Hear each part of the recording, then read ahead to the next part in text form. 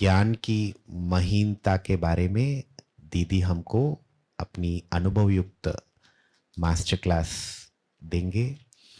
तो हमारी इच्छा है हम सब दीदी की समय को, दीदी की वाइब्रेशंस को, दीदी की प्रेजेंस को पूरी तरफ से हम यूज कर ले। थैंक यू दीदी, you have given us time which is so precious. Thank you. बाबा का टाइटल गुणों का, हम कहते हैं बाबा ज्ञान के सागर हैं, बाबा प्रेम के सागर हैं, बाबा शांति के सागर हैं, आनंद के सागर हैं, सुख के सागर, हर चीज सागर के साथ हम तुलना करते हैं। तो सागर का भावार्थ क्या?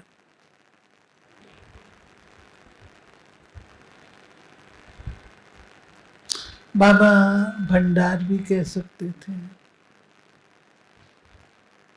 बाबा और कुछ भी कह सकते थे, सागर क्यों कहा?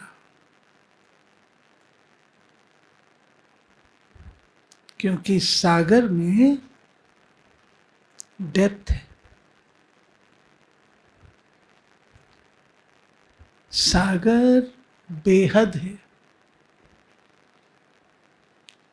सीमा नहीं है।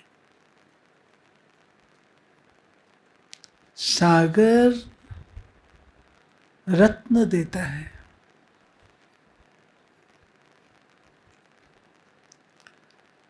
आपको पता है मोती कैसे निकलता है? पता है मोती कैसे मिलता है? पता है? कोई को पता है?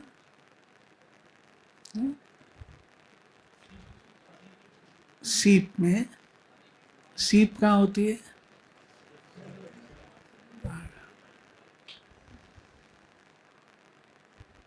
तल्ले में। अभी मैं कुवैत में थी तो वहाँ उन्होंने बताया कि यहाँ का जो प्रोफेशन था, ऑयल मिलने से पहले वो मोती निकालना था, और गोताखोर मोती निकालते थे, एक दिन में नहीं मिलते थे, वो कई महीने अंदर रहते थे।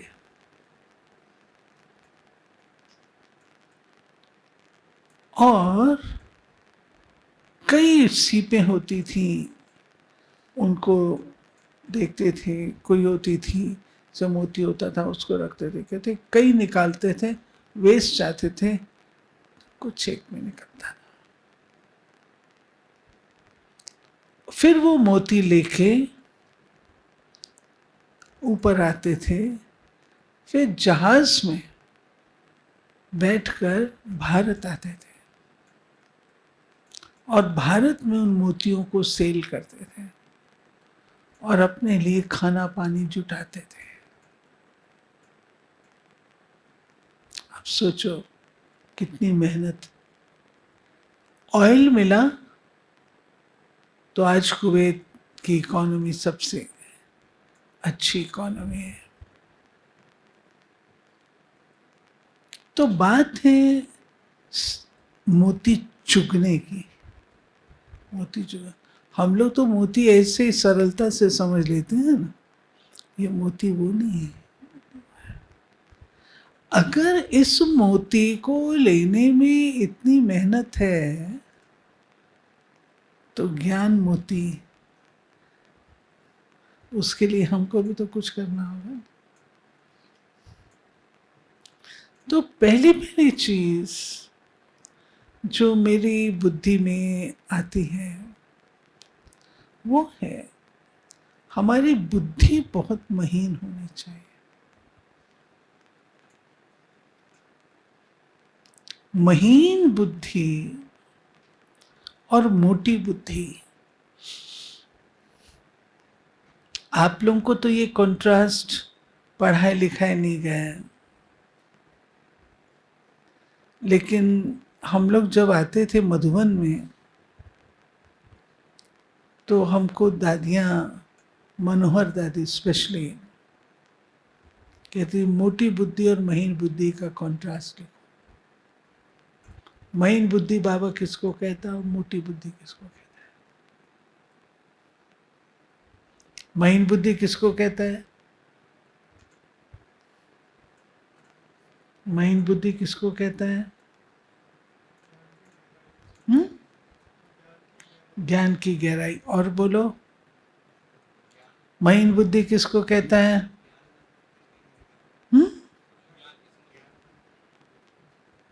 और बोलो, मूल बात बोलो। महीन बुद्धि बाबा कहता है देही अभिमानी।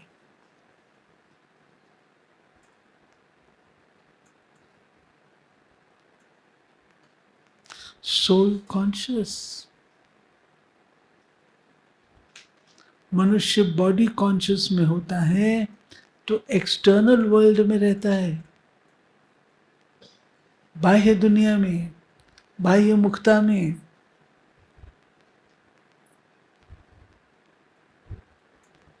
और जब वो होता है महीन बुद्धि वाला तो सोल कॉन्शियस, आत्म अभिमानी, एक दूसरे को उसी दृष्टि से देखता है। नजरिया बदल जाता है। देह अभिमान वाले का नजरिया और देही अभिमानी वाले का नजरिया थोड़ा देखो, इमर्ज करो, दोनों को इमर्ज करो। देह अभिमान वाला उस चित्र को कैसे देखेगा और देही अभिमानी वाला कैसे देखेगा?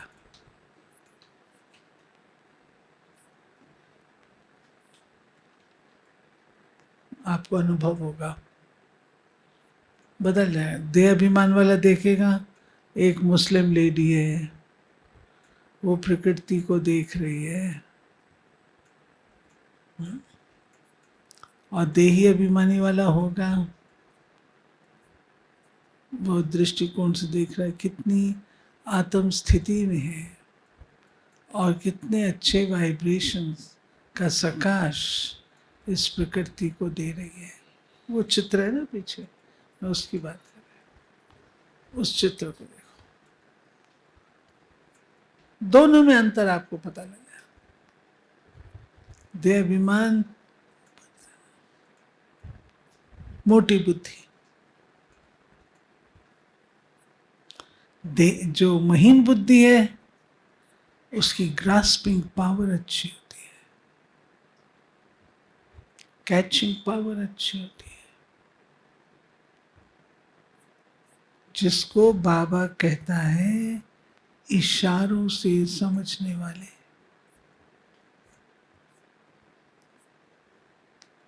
आजकल तो उसको गेम बना लिया है।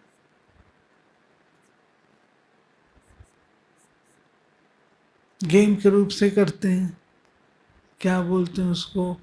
डम को क्या बोलते हैं? कुछ डम डम शेल कुछ ऐसे बोलते हैं।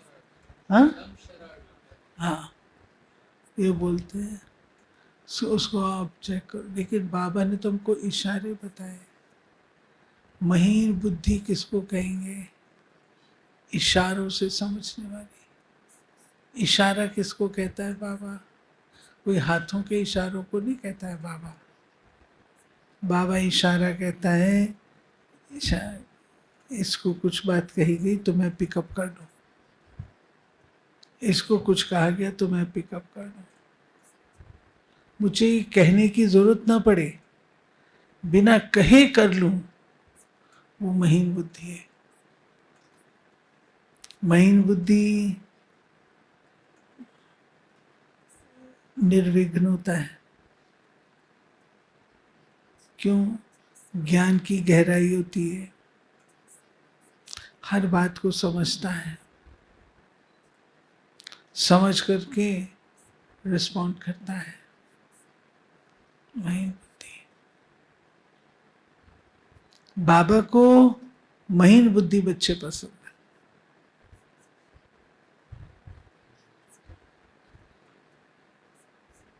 जरूरी नहीं है महीन बुद्धि बच्चे ज्ञान में प्रवीण हो, भाषण वाले हो, जरूरी नहीं है। महीन बुद्धि वाले बच्चे ज्ञान सुनाने में होशियार हो, ये जरूरी नहीं है। लेकिन महीन बुद्धि वाले ज्ञान को धारणा में लाने में होशियार होंगे। अंतर है, धारणा में ले आएंगे परंतु उसमें नहीं। कई ऐसे भी होते हैं जो दोनों में होशियार होते हैं, ज्ञान भी बढ़िया सुनाएंगे, धारणा भी बढ़िया रखेंगे, दोनों में होशियार है। तो बाबा ने जब हमको कहा कि महीनता से महानता, महीनता से महानता, तो ज्ञान की महीनता क्या है? एक एक ज्ञान के पॉइंट को आप लो, एक एक पॉइंट को लो, कोई भी पॉइंट लो। या आपस में जब आप बैठोगे ना तो ये एक्सरसाइज करना। मानो एक पॉइंट है, भगवान सर्वव्यापी नहीं है, ये ज्ञान की पॉइंट है। इसकी महीनता क्या है? इसकी महीनता, इसकी डेप्थ क्या है? कोई जना सुनो, चलो गहराई में चलो। भगवान सर्वव्यापी नहीं है, ये बाबा ने ज्ञान दिया। अब इस ज्ञान की गहराई क्या है? बोलो।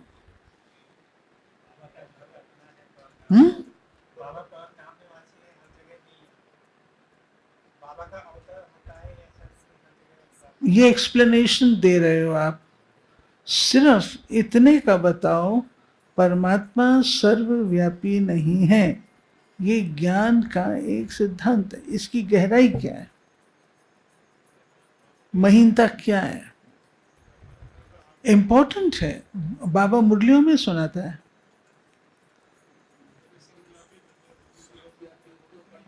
जी,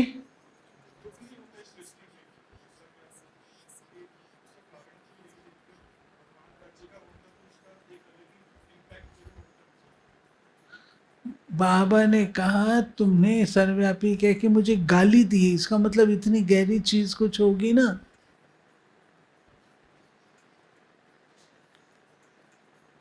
वो क्या बात है?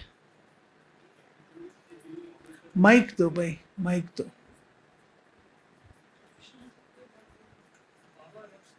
नजदीक आके बोलो थोड़ा।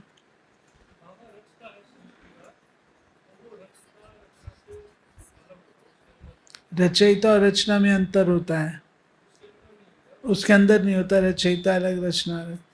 इसकी महीनता क्या है कि अगर सर्वव्यापी हमने माना, हम याद किसको करें? बुद्धि एकाग्र कहाँ करें? जहां बुद्धि जा रही है जाने दो, सब जगह भगवान है। फिर योग का पुरुषार्थ क्यों करें? योग का सब्जेक्ट ही खत्म हो जाता है। जहां जा रही जाने दो, जिधर देखता हूं तू ही तू है, जिधर जाती है बुद्धि वहां तू ही तू है। तो बुद्धि तो लगी पड़ी है। तो भगवान की याद नहीं आती, ये कंप्लेन ही खत्म हो जानी चाहिए ना। मुझे बाबा याद आ नहीं सकता अगर मैं उसको सर्वव्यापी मानती हूं। किसको मानूं, किसको याद करूं? आप भी भगवान, मैं भी भगवान, ये भी भगवान, ये भी भगवान, किसको मानूं? एकाग्रता कहां से आएगी?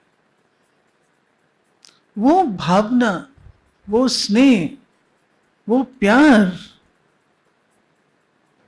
भगवान के प्रति कहां से पैदा होगा? मक्खी मच्छर में भगवान है, आपका प्रेम तो नहीं है ना। कुत्ते बिल्ली को साथ में बैठ के खाना तो नहीं खिलाओगे ना एक थाली से।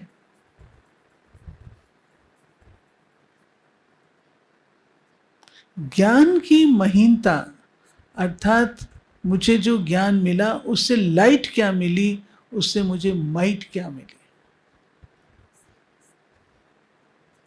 दूसरे शब्दों में,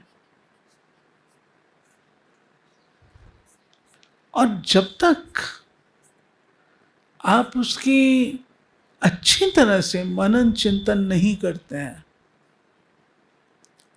तब तक वो चीज आपको ठीक से समझ में भी नहीं आती है।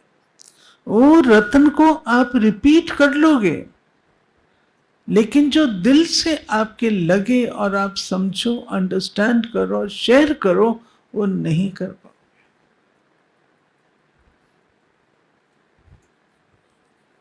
क्या कारण है? हम लोग पढ़ते थे, हम लोगों को दिया जाता था सर्वव्यापी की 100 पॉइंट्स लिख के आओ।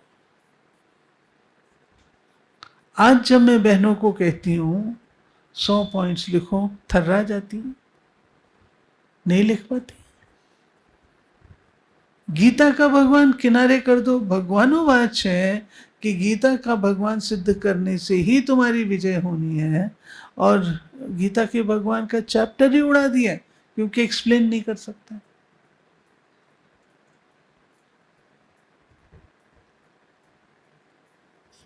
तो बाबा ने दिया है ना,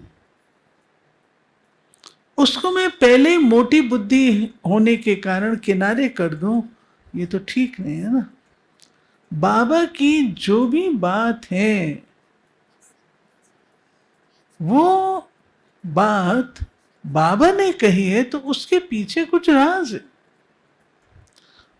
ये मेरी योग्यता है कि मैं उस राज को कैसे निकालती हूं, उस राज को कैसे समझती हूं। ये मेरी अपनी योग्यता।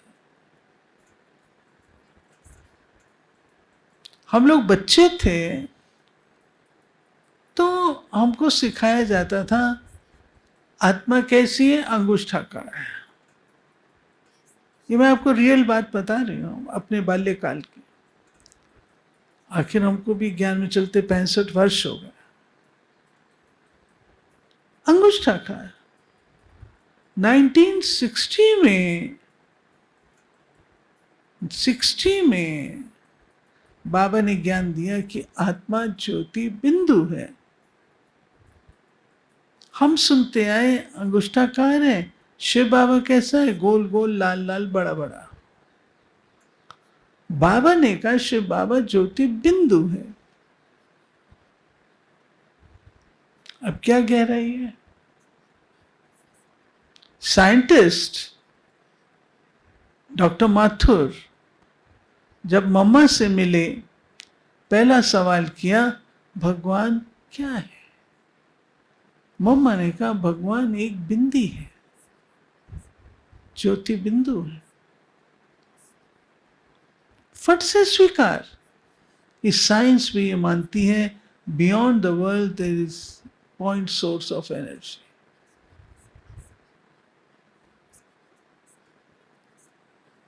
तो ज्ञान की गहराई को, अब कल्प वृक्ष आज का था ग्रेट ग्रेट ग्रैंडफादर है, ब्रह्मा ग्रेट ग्रेट ग्रैंडफादर है। ये ज्ञान जानने से मुझे क्या फायदा है? वो है इसकी महीनता। मुझे क्या फायदा है? ग्रेट ग्रेट ग्रैंडफादर है, इससे मेरी महीनता क्या है? बोलो, बताओ। इस पॉइंट में महीनता क्या है? फिर महानता क्या है? 3 स्टेप है। पहला ज्ञान का पॉइंट, दूसरा उस ज्ञान की महीनता, और तीसरा फिर उससे महानता। तो सारे लोग जो भी मनुष्य हैं, तो हम उन्हीं से निकले हैं। तो सारा वर्ल्ड एक फैमिली हो, सारा वर्ल्ड एक फैमिली हुआ, वो हमारे रूट हैं और हम उनके एक्सटेंशन हैं। सेकंड ये है कि हम जो ब्रह्मा कुमारी हैं, तो हम भी कहीं ना कहीं ग्रैंडफादर हैं। जो आज की जनरेशन है, जो लास्ट वर्ल्ड के जो भी लोग हैं, तो हम, जो बाबा कहता है, पूर्वज हैं आप। तो हम भी चूंकि ग्रेट ग्रेट ग्रैंडफादर के डायरेक्ट लिंक हम हैं, संगम पे हम उनसे वर्षा लेते हैं, उनसे नॉलेज लेते हैं, उनके साथ में आपको दीदी जैसे भाग्य मिला अंगसंग रहने का, तो we are also great grandfathers of this old world. तो सेकेंड, ये मेरे को 2 चीज़ें समझ में। Very good. एक हिस्सा आपने सुनाया, इसके साथ ही आगे और बढ़ो।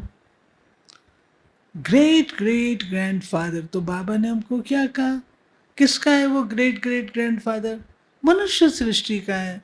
ग्रेट ग्रेट ग्रैंडफादर के साथ और कौन थे? हम थे।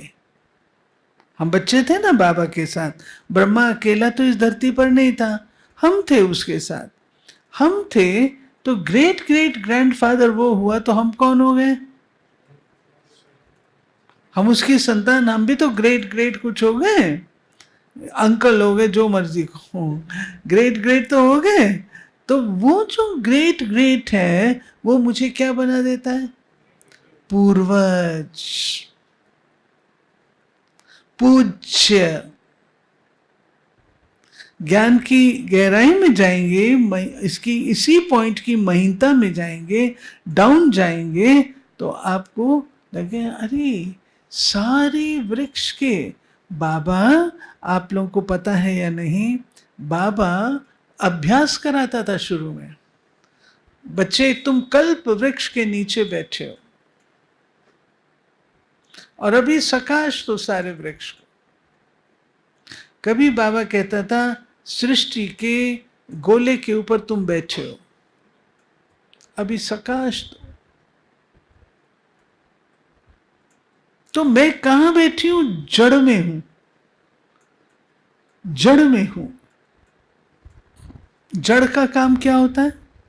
सारे वृक्ष को थाम के रखता है। जड़ का काम क्या होता है? सारे वृक्ष को भोजन देता है, आखिरी पत्ते तक भोजन देता है। जड़ का काम क्या होता है? सारे वृक्ष हिले डुले कुछ भी हो, स्वयं को स्थिर रखते। अगर जड़ निकल करके आ जाए तो मुश्किलात आ जाएगी। जड़ गुप्त होती है, जड़ रूप रंग वाली नहीं होती है, जड़ में सुगंध नहीं होती है, जड़ लेती नहीं है, जड़ देती है। ये सब उस एक पॉइंट की महीनता है। अब इससे महानता क्या आती है? इसकी और गहराई में आप जा सकते हैं, और भी गहराई में जा सकते हैं। अब इससे महानता क्या है आपको? मैं पूर्वज हूं, तो मुझे अपने आप को कैसे रहना है? दाता। पूर्वज दाता है, पूर्वज सदा शुभ चिंतक हैं, पूर्वज सदा सबको हिम्मत उमंग उल्लास देने वाले हैं, पूर्वज पूज्य हैं। ये उसकी महानता, महीनता से महानता। क्लियर हुई ये बात? कोई भी पॉइंट ले लो आप, कोई भी पॉइंट ले लो, उसकी गहराई में जाओ कि बाबा ने इसके लिए क्या कहा। और मुरलियों में आता है, सब कुछ मुरलियों में है। मजे की बात यह है कि ज्ञान सागर ने अपने आप को मुरलियों के माध्यम से स्पष्ट किया है। चिड़ियों ने सागर को हप किया, अब वो छोटी सी चिड़िया सागर को कैसे हप करेगी? सार रूप में जो सागर ने कहा उसको जीवन में अपनाना, ये है हप करना। इतने सारे सागर को थोड़ी हप कर लेंगे। इसीलिए से कोई भी पॉइंट आप लोगे ना, तो महीन बुद्धि अर्थात थोड़ा उसकी डेप्थ में जाना, गहराई में जाना, अंडरस्टैंड करना। बाबा ने ये पॉइंट क्यों कही? क्या इसके बिना हमारा ज्ञान इनकम्प्लीट है? 4-5 शब्द आप ले लो, क्या, क्यों, कब, कैसे, कहा, जिसको हम कहते हैं मंथन। मंथन क्या है ये पॉइंट? बाबा कहता है ना कि जैसे देखो दही होती है, दही अपने आप में शक्तिशाली है, लेकिन दही को बिलोते हैं, मक्खन कब निकलता है? जब उसमें पानी डालते हो, उसके बाद पतला करते हो तो मक्खन आता है। सोने का जेवर कब बनता है? मोटी डली के रूप से आपको सोना मिल जाता है, लेकिन जब तक सोने को आपने दूसरे में कन्वर्ट नहीं किया, लीफ में कन्वर्ट नहीं किया, पाउडर में कन्वर्ट नहीं किया, आप उससे जेवर कैसे बना सकते हैं सुंदर से सुंदर? बन ही नहीं सकते। तो ज्ञान को हमको बहुत महीनता से अंडरस्टैंड करना है, उससे शक्ति मिलती है। जैसे भोजन हम खाते हैं ना, बाबा ने एक मुरली में कहा है कि जैसे भोजन हम करते हैं, भोजन करते हैं तो ऐसे ही आप मोटी मोटी गस्सा आप ले लो और अंदर गल्प करते जाओ तो पेट को तकलीफ होगी ना। लेकिन अगर आप उसको अच्छी तरह चबा करके खाते हो, महीन करके खाते हो, तो महीन होता है तो वो जाकर के आपके ब्लड में जाता है, और ऐसे ही आप खाएंगे तो ऐसे ही आ जाएगा, बाहर आ जाएगा, फायदा नहीं देगा। तो ज्ञान को हमको बहुत अच्छे रीति से अंडरस्टैंड करना है। पहले अंडरस्टैंड करो, अंडरस्टैंडिंग के बाद क्यों कहा बाबा ने। हम लोग जो सीखे हैं ना मंथन, वो ऐसे सीखे हैं। अगर ये पॉइंट ना हो तो क्या नुकसान हो जाएगा, क्या फर्क पड़ेगा? बाबा क्यों ये पॉइंट कह रहा है, क्यों कह रहा है? बाबा कहता है कोई देहधारी का कल्याण कर नहीं सकता। भगवान वाच, सन्यासी जीवन मुक्ति का ज्ञान दे नहीं सकते क्योंकि वो सुख को मानते नहीं। अब ये पॉइंट बाबा ने कही, इससे मेरे को महीनता क्या मिली, मेरे को फायदा क्या हुआ? बाबा अगर ये पॉइंट ना सुनाए तो इसमें क्या हर्जा है, क्या रॉन्ग है, क्या होगा, कौन सी कमी पड़ जाएगी? जब आप इस दृष्टिकोण से कोई भी पॉइंट को देखेंगे तो आपको उस पॉइंट की वैल्यू का पता लगेगा। फिर उसके विघटन करो, उसका विघटन समझते ना, एनालिसिस का विश्लेषण करो और फिर लाओ ज्ञान की। अरे इतनी बढ़िया बात। कल परसों की मुरली में था कि श्री कृष्ण रचना है, वो बीज रूप नहीं है, बीज रूप शिव बाबा है। तो श्री कृष्ण रचना है, तो वो रचना का कैसे स्वरूप दिखाते हैं, कैसे सिद्ध होता है कि वो रचना है जो दुनिया में दिखाते हैं? पत्ते पर शिव बाबा बीज रूप दिखाते हैं, श्री कृष्ण को पत्ते पर दिखाते हैं। तो पत्ते पर दिखाना अर्थात रचना है ना, पत्ता रचयिता तो नहीं है, रचना है। ऐसे बाबा की पॉइंट्स को निकालो, भिन्न भिन्न पॉइंट्स को निकालो, भिन्न भिन्न पॉइंट्स को निकाल करके उसके डेप्थ में, बारीकी में जाओ। फिर उस बारीकी को अप्लाई कैसे करना है? बाबा कहता है कि बच्चे तुमको ये महान बनना है, महीनता से महानता आती है। अब मानो सेवा का क्षेत्र है, ज्ञान है, चलो ज्ञान में ही ले लो। ज्ञान की कोई पॉइंट की महीनता में बाबा कहता है हर आत्मा के अपने अपने संस्कार हैं। ये बाबा ने मेरे को ज्ञान दिया। हर आत्मा अपना अपना पार्ट प्ले करती है, हर आत्मा के अपने अपने संस्कार हैं। ये पॉइंट आ गए। अब इस पॉइंट से महीनता में जाना, इसकी महीनता में जाओ तो क्या करना होगा?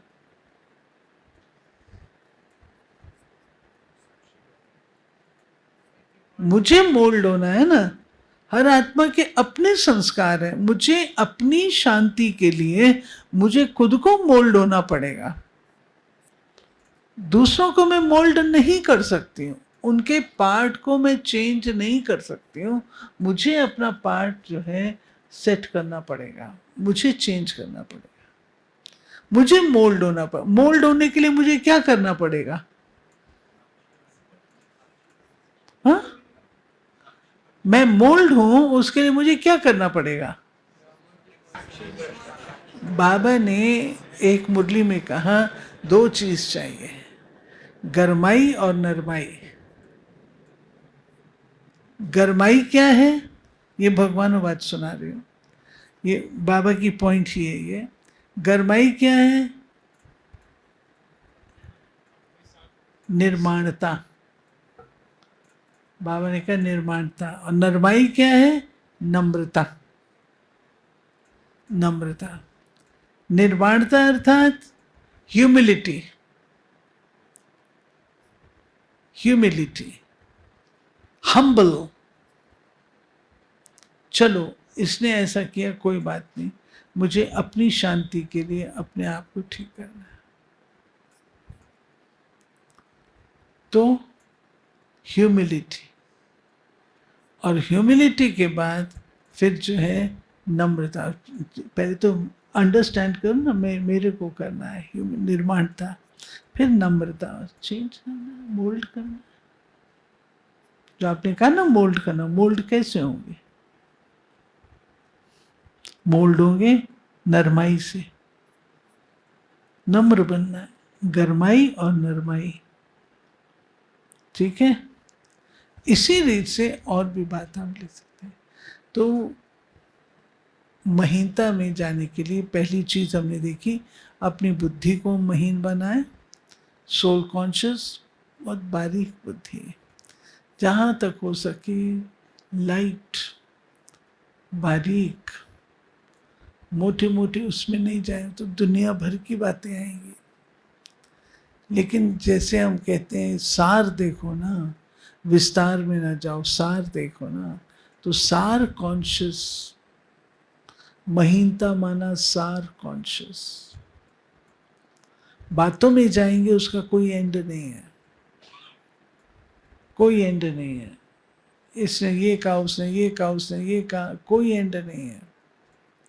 लेकिन मुझे अपने आप को ठीक रखने के लिए नम्रता भी धारण करनी है, तो निर्माणता भी धारण करनी है। इस प्रकार से एक सोल कॉन्शियस, दूसरा फिर क्या, क्यों, कब, कैसे, कहाँ, ये 5-6 क्वेश्चंस हैं, उनको आप लीजिए। एक एक बात है, सर्वव्यापी की बात क्यों कही गई, क्या है वो बात, कब कही गई, किस परिप्रेक्ष्य में कही गई। मैं आपको एग्जाम्पल देकर के बताती हूं। अब सर्वव्यापी का ज्ञान पहले तो नहीं था, द्वापर युग में आया। द्वापर में आया, क्यों आया? जब हम आत्माएं देह अभिमानी बनी, देह अभिमान में आकर के विकारों के वशीभूत हुई, तो ऋषि मुनियों ने कहा कि भाई ध्यान रखो, परमात्मा देख रहा है, परमात्मा देख रहा है, ताकि डर खतरा रहे। तो लोग स्वीकार करते थे, नहीं भाई परमात्मा देख रहा है। धीरे धीरे उन्होंने देखा कि ये तो कुछ भी नहीं होता, परमात्मा के देखते हुए ये गड़बड़ करते हैं। तो परमात्मा सब जगह कण कण में व्यापक है, देख रहे हैं आपको, जो मर्जी कर लो। तो ढिठाई आई। तो सर्वव्यापी का कॉन्सेप्ट 3 कारणों से आया। एक स्नेह, दूसरा भावना, तीसरा भय। स्नेह, जिसका स्नेह होता है किसी से, उसको वो व्यक्ति सब जगह नजर आता है। भावना, जाकी रही भावना जैसी प्रभु मूरत ने देखी तैसी। हम लोग स्टोरी सुनाते हैं ना कि एक माँ थी, उसने अपनी आया को कहा कि जाओ और मेरे बेटे को खाना दे आओ। तो उसने कहा आपका बेटा कैसे, मैं तो देखा नहीं है, स्कूल में जो सबसे सुंदर बच्चा होगा ना वो मेरा बेटा है। गई और अपने बेटे को खाना खिला के आ गई। बच्चा शाम को आया, माँ खाना नहीं भेजा, आया को बुलाया, आपने कहा था कि जो सबसे सुंदर बच्चा है वो मेरा बच्चा है, तो उसको खाना खिलाना। तो मुझे तो अपना ही बच्चा सबसे सुंदर लगा, तो मैं उसको खिला के। भावना। और तीसरा भय, डर से। तो उस स्नेह में आप, लैला मजनू की बात है, मजनू से पूछा, स्याही गिर गई, मजनू से पूछा क्या लिखा है, बोला लैला, क्योंकि उसको लैला ही नजर आती थी, लैला से ही स्नेह था। तो स्नेह, भावना और भय। भय डर से, प्रभु देख रहे हैं आपको। इन तीन कारणों से सर्वव्यापी का कॉन्सेप्ट आया। अब इस कॉन्सेप्ट ने क्या नुकसान कर दिया, आप सोचो, इसकी गहराई में जाओ, क्या नुकसान हुआ इस कॉन्सेप्ट से, संसार में क्या इफेक्ट पड़ा, मेरे पर्सनल लाइफ पर क्या इफेक्ट पड़ा, पर्सनल लाइफ पे क्या इफेक्ट पड़ा। हर एक कोई सोचो, इसकी गहराई में जाओ। फिर उसके बाद अगर मैं इस कॉन्सेप्ट को अच्छी रीत से समझ लेती हूँ, इसकी महीनता मुझे समझ में आ जाती है, तो वो महीनता क्या है कि तुम्हारी बुद्धि भटकी है, तुम प्रभु से दूर हुए हो, विपरीत हुए हो, बाह्यमुखी बने हो, तुम भय, डर, खतरा सब निकल गया, इसलिए ज़्यादा खराब हुए हो। ये सब बातें सर्वव्यापी के कारण से। और इनको जान लेने से मेरे में क्या इंप्रूवमेंट आएगी, वो बात देखो, मेरी बुद्धि एकाग्र हो जाएगी। आप किसी कन्या को कहो, हम लोग मिसाल देते हैं ना, किसी कन्या को कहो कि तुम अपने होने वाले पति को याद कर, वो किसको याद करे, बुद्धि भटक जाएगी। आप उसको बता दो तेरे होने वाले पति का नाम सो एंड सो है, वो ये करता है, ये करता है, यहाँ रहता है, फला, वो अखबारों में पढ़ती है लखनऊ में बाढ़ आ गई, तो ध्यान उसका जाता है ना, कहीं उस घर में भी तो नहीं आ गई। वो अखबार में पढ़ती है लखनऊ के इंजीनियर्स की तनख्वाह बढ़ा दी गई, उसका ध्यान जाता है ना। आपने उसकी मुलाकात नहीं कराई, आपने उसको परिचय नहीं कराया, कुछ नहीं किया, लेकिन उसका ध्यान तो जाता है ना। एकाग्र हो जाती है बुद्धि। आप ऐसे कह दो किसी को भी याद कर ले, ऐसे होता है क्या, ऐसे होता है क्या, बुद्धि भटकेगी ना। आप, हमारी बुद्धि एकाग्र होना शुरू ही तब हुई है जब हमको बाबा का परिचय मिला। पूछ लो भक्तों से, तू भी भगवान मैं भी भगवान, तो प्राप्ति तो है ही नहीं ना, सबको पूछते रहो। तो हर बात जो बाबा ने बताई है, अब हर एक का पार्ट अलग अलग है, इस बात को हमने लिया था। अब इससे हमको जानने से फायदा क्या है, इसकी गहराई क्या, महीनता क्या है। और मैंने अपने आप को परिवर्तन करके अपने आप को महानता की स्टेज पे लाना है कि मुझे बनना है, मेरी महानता है, मैंने बनना है। आपके अंदर क्षमा के संस्कार कब आएंगे, जब आप महान हो। कोई व्यक्ति आपके साथ उदंड कर रहा है, क्षमा की डिमांड कर रहा है, आपका दिल करता है ऐसे व्यक्ति को मैं क्षमा करूं। फिर आपको याद आता है, नहीं मैं तो पूर्वज हूं, मैं पूज्य हूं, क्षमा करना ही मेरा धर्म है। आप क्षमा करते हो। गायन किसका होता है, महान आत्माओं का।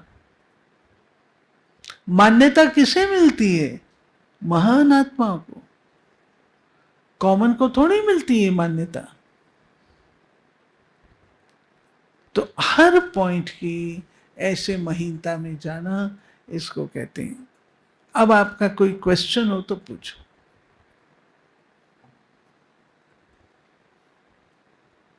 कि मैं चाहती हूं आप लोग ज्ञान की महीनता में जाओ, स्वयं जाओ। जब जाएंगे आपको मोती मिलेंगे। मोती में आज मैं क्लास में आई तो आज की मुरली में क्या था? आज की मुरली में क्या था? निद्रा जीत बनना। और निद्रा जीत, अगर मैं यही पॉइंट ले लो आज का, अगर मैं निद्रा जीत बनने से मुझे फायदा क्या है? ज्ञान है। इसकी महीनता क्या है? जो संस्कार मेरे निद्रा में है, कौन से संस्कार निद्रा के हैं?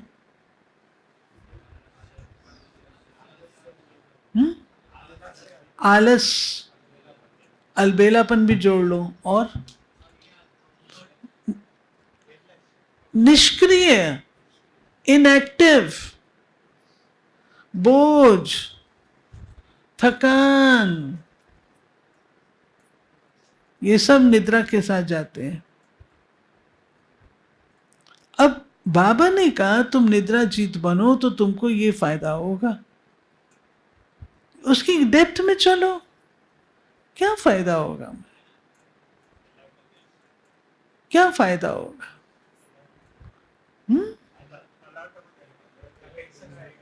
केवल अलर्ट होंगे, ये ऊपरी बात है।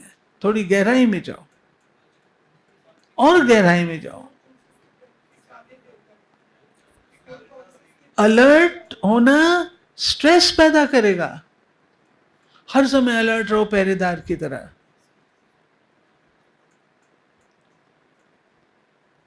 और चलो आगे, और महीनता में चलो।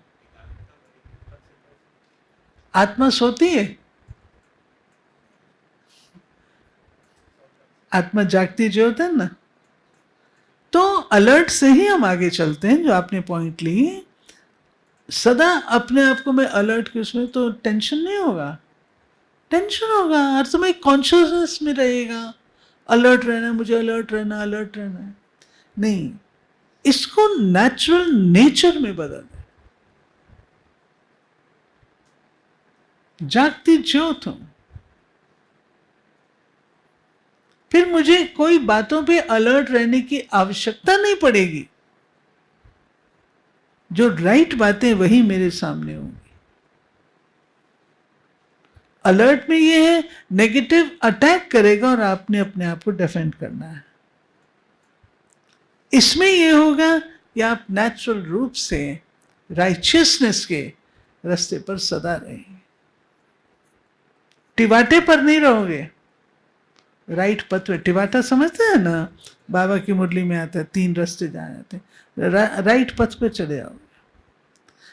ऐसे गहराई हर चीज की, उसकी बारीकी में चले आओ। जो भी चीज है उसको अच्छी तरह मनन और चिंतन करने से वो आपकी अपनी बन जाती है। और जब तक हमने कोई भी चीज को अपना नहीं बनाया है, तब तक हमको उसकी कदर भी नहीं होती है। कदर होती है जब वो चीज हमारी अपनी हो जाती है। तो मैं चाहूंगी कि आप लोग बैठ करके, 1 घंटा है आपके पास, 1 घंटे में आप बैठ के, मैं लंबा क्लास नहीं कराना चाहिए कि it will be just beating around the Bush, तो वो मेरे को ठीक नहीं लगता। मैंने 3-4 बातें कही प्रमुख। पहली, नज़रिया हमारा चेंज होता है। दूसरा, क्या, क्यों, कब, कैसे कहा। तीसरा, अगर ये पॉइंट ना हो, ज्ञान की ये पॉइंट ना हो, तो क्या फर्क पड़ता है। तो उससे आपको उसकी पॉइंट की, ज्ञान की पॉइंट की वैल्यू का पता लगेगा। आप उसकी बारीकी में जाएंगे, और बारीकी में जाने के लिए थोड़ा मनन चिंतन करते हुए इसकी डेप्थ क्या है, और फिर इसको मैं अप्लाई कैसे करूं अपने जीवन में, इसको अप्लाई कैसे करूं जिससे मैं महान बनूं। मुझे महान बनना है, ये मेरा टारगेट है, ये मेरा लक्ष्य है, महान बनना है। और बाबा ने महान बनने के लिए कहा महीनता से महान बनना है। तो कौन सी ज्ञान की वो महीन पॉइंट मुझे महान बनना है में सहयोग देगी, मेरे लिए अनिवार्य है, सहयोगी नहीं अनिवार्य है, वो चीज़ आप इस तरीके से 5-6 प्रश्न लेकर के आप ज्ञान के मनन चिंतन में अभी रहेंगे तो अच्छा होगा। ठीक है, एनी क्वेश्चन?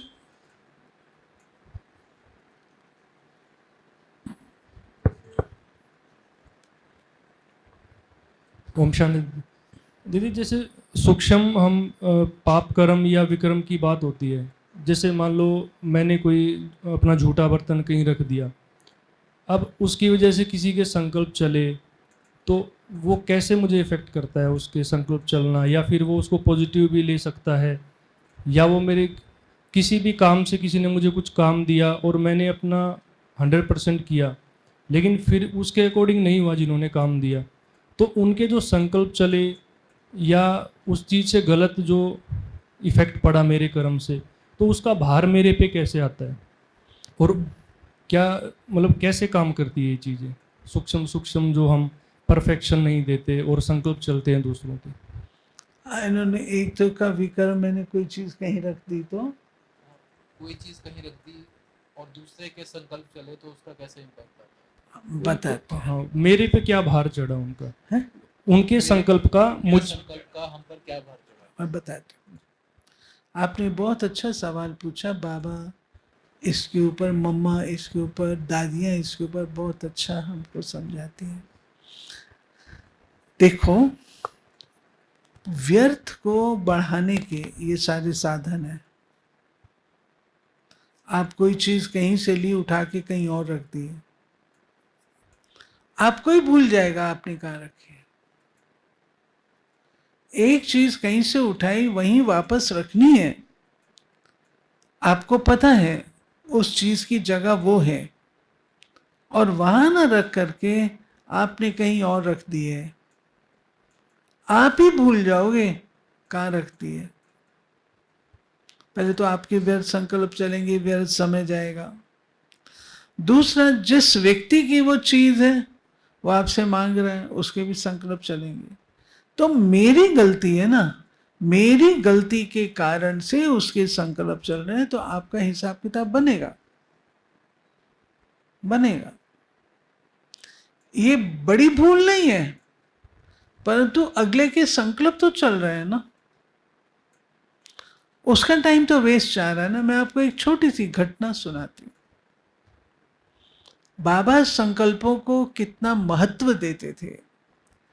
बेंगलुरु से पार्टी आई थी मधुबन में, तो वापस जा रही थी, तो बाबा ने कहा दीदी को पार्टी जा रही है, अंगना के लिए, अंगना भाई बाबा के बड़े लाडले बच्चे थे, अंगना के लिए टोली भेजना। तो दीदी ने क्या किया, दीदी ने उठा के वो बात अपनी जूनियर को बोल दी। अब जूनियर को बोली तो जरूर होगा काम। शाम को बाबा ने पूछा दीदी अंगना को टोली गई? दीदी ने कहा जी बाबा जरूर चली गई होगी, मैंने फलानी को बोल दिया था, वो जरूर गई होगी। तो बाबा ने कहा बच्ची पता करके आओ। वो पता करने गई, उससे पूछा, उसने तो बोल दिया कि मैं तो भूल गई। तो दीदी बड़े लहजे से आई और आकर के बाबा अंगना को तो टोली गई नहीं। बाबा बहुत सीरियस हो गया, कोई बड़ी बात तो नहीं है, टोली ही नहीं गई ना। हम और आप तो ये सोचेंगे ना क्या बड़ी बात है, लेकिन बाबा गंभीर हो गए। बाबा गंभीर हो गए, सीरियस हो गए, और दीदी को क्या कहा, दीदी इसका बोझ तेरे पर चढ़ेगा। क्यों?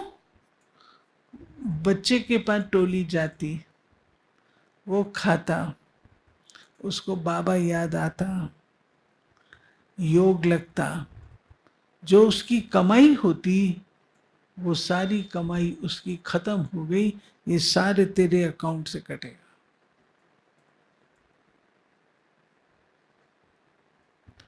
तो हम बन रहे हैं देवता, देवता बन रहे हैं, तो हमको अलर्ट भी रहना है, एक्टिव भी रहना, एक्यूरेट भी रहना है। ये नहीं तुम कर लो तुम कर लो तुम करो, अंत में पूछो तो किसी ने किया ही नहीं है। नतीजा ये होता है। इसलिए वो बोझ हम पर चढ़ेगा।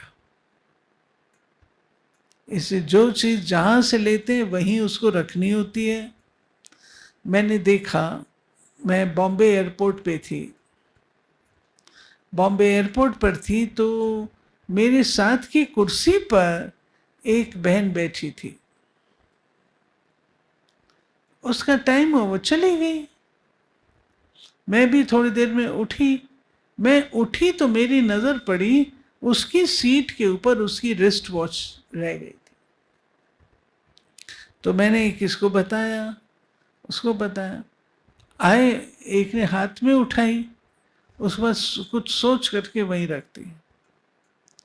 दूसरा आया, उसने भी हाथ में उठाई, फिर कुछ सोच के वहीं रख दी कि हो सकता है वो बहन ढूंढते ढूंढते यहीं पर आए और यहां से आके लेके जाए। दादियां कहती सिखाती थी, जो चीज जहां से लो वहां रखो। छोटी सी बात। अब इसकी गहराई में आप गए और महीनता की बात आपने कही, तो इसमें महीनता यही है कि हमको अपने आप को इस तरीके का बनाना है जो कि जो चीज जहां से ली जाए वहां से दूसरे के संकल्प न चले। यहां तक दादियां हम लोग को सिखाती रही हैं कि आपको अपनी स्थिति सदा ऐसी रखनी है कि बड़ों को आपके प्रति संकल्प न चले। अगर बड़ों के संकल्प आपके प्रति चलते हैं तो वो भी ठीक नहीं है, वो भी ठीक नहीं है। ठीक है। आज बाबा ने मुरली में कहा कि हमारे जो पाप कर्म होते हैं बाबा को बताने से वो 50% माफ़ हो जाते हैं। What is the right process to tell Baba? क्योंकि what is the right process? क्योंकि जब हम बताते हैं कई बारी तो गिल्ट में भी चले जाते हैं बताते समय, या फिर अट्रैक्शन भी हो जाती है, वो सारी स्मृतियाँ फिर से आ जाती है, तो उसके कारण बताते ही नहीं है बाबा को। So can you suggest us? देखो, बाबा साकार में थे तो बच्चे सब कुछ बाबा को बताते थे। दादियां थीं तो भी सब कुछ बताते थे। अब हर आत्मा की अपनी स्थिति है, तो बताना तो चाहिए। ये मैं कहूँगी, बाबा को पत्र लिखना चाहिए। लिख करके बाबा का जो लेटर बॉक्स है उसमें डाल देना चाहिए। बाबा को वो स्वीकार होगा। हम लोग क्या करते हैं, लेटर लिखा उसमें डाला और फिनिश्ड। नहीं, लेटर लिखो, उसको बाबा के आगे रखो, बाबा स्वीकार भी तो करे। बाबा के आगे रखो, योग करो। लेटर बाबा के आगे रखने के बाद योग करो, बाबा स्वीकार करो। बाबा स्वीकार करे आपकी उस बात को, उसका आपको पता लगेगा, आपको अंदर संतोष आएगा, हल्कापन आएगा कि बाबा ने ये स्वीकार किया। उसके बाद आप चाहो तो उसको फाड़ के फेंक दो, चाहो तो बाबा के लेटर बॉक्स में डाल दो, चाहो तो मधुबन में लेटर बॉक्स में डाल दो, वो आपके ऊपर डिपेंड करता है। लेकिन ये तरीका अपनाने से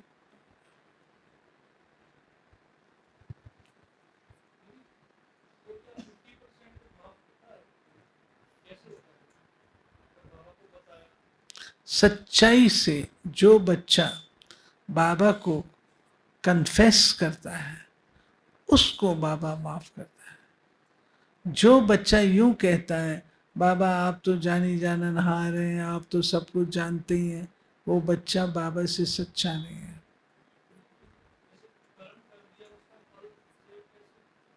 वो भगवान है, वो भगवान है, हमारी सजा को आधा कर सकता है।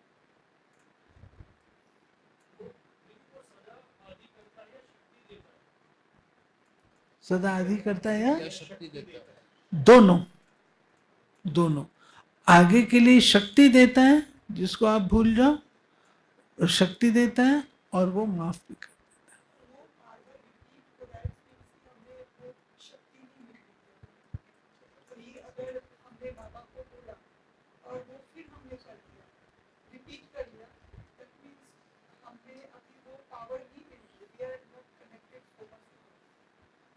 शक्ति नहीं मिली ना, नहीं, फिर रिपीट हो तो वो गड़बड़ है ना। फिर आपको अगर ऐसी हालत होती है तो किसी अनुभवी, जो ज्ञानी योगी है, अनुभवी है, उससे राय लेनी चाहिए। ओम शांति दीदी। दीदी मेरा क्वेश्चन है कि मान लीजिए कोई किसी के साथ गलत कर रहा है, ठीक है, वो सामने वाला सहन कर रहा है क्योंकि वो ज्ञान में चल रहा है। बोला जाता है कि चलो पिछले जन्म में वो मेरे साथ कुछ गलत, हम उसके साथ कुछ गलत किए थे, इसलिए इस जन्म में वो कर रहा है, हमें सहन कर ले रहा हूँ। पर सामने वाला जो गलत कर रहा है उसका भी तो कर्म काउंट हो रहा है, तो उसके ऊपर क्या फर्क पड़ेगा फिर उसको? क्योंकि गलत तो कर्म वो भी कर रहा है। नहीं, गलत कर्म मतलब कोई किसी के साथ गलत कर रहा है, हेलो, कोई किसी के साथ गलत कर रहा है, और जिसके साथ गलत हो रहा है वो ज्ञान में चल रहा है, लेकिन हम लोग बोलते हैं कि पिछले जन्म में वो मेरे, हम उसके साथ गलत किए थे, इसलिए इस जन्म में वो गलत कर रहा है, सहन कर लिया जाएगा। लेकिन वो जो गलत कर रहा है उसका भी तो गलत कर्म हो रहा है। सुनो, ऐसा है, हायर लॉज पर आओ।